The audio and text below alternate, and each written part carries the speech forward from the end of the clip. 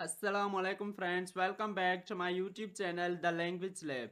Today I'm going to explore one of the most important topic that is known as gerund.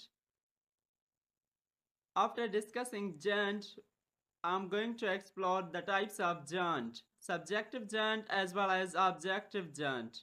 So let's get started. Number first, what is gerund?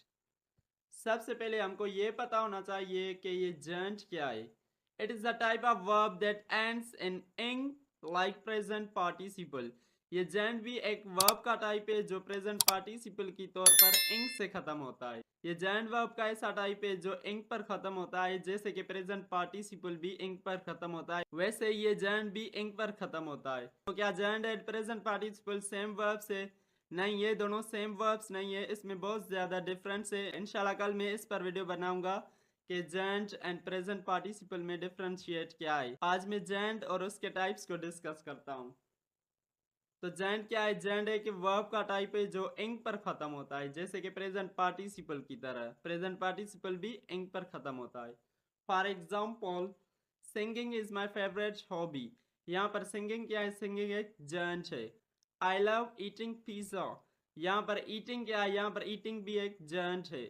Note, a gerund can function as either a subject or an object in a sentence.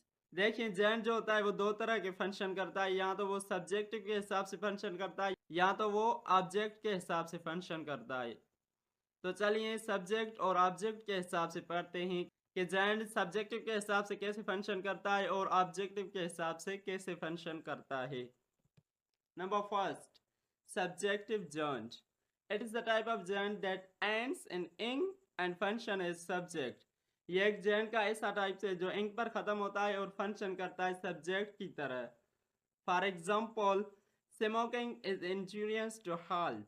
यहाँ पर smoking क्या है? यहाँ पर smoking एक gerund है और इसने सब्जेक्टिव की तरह काम किया है.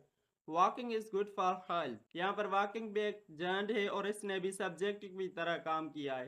Reading increases knowledge. यहाँ पर रीडिंग भी एक gerund है और इसने भी सब्जेक्टिव की तौर पर काम किया है. I love playing guitar in my free time. यहाँ पर जो gerund है उसने सब्जेक्टिव की तौर पर काम नहीं, एज ऑब्जेक्टिव की तौर पर काम किया है.